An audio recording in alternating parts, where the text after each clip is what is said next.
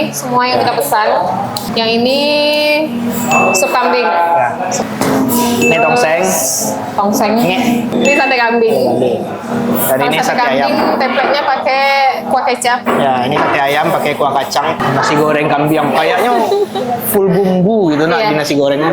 Ini ada daging kambing, daging sapi yang karena tadi kita ambil juga daging sapi, terus ada kaki sama tulang rawon. Kuahnya itu kata abangnya tadi pakai susu. Ya, nggak pakai santan. Nggak pakai Jadi santan. pasti lebih sehat. Definisi kita makan kambing, tapi yang versi seger. Yang potongan dagingnya yang kadang-kadang kayak.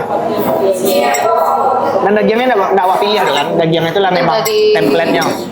Kosong. Kecapnya lama, tapi dagingnya masih sedikit alot.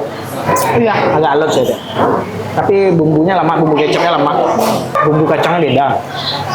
Nggak kayak bumbu kacang sate Madura. Aku dong. Cuman kuah-kuah, nanu-nanu rasa muncul.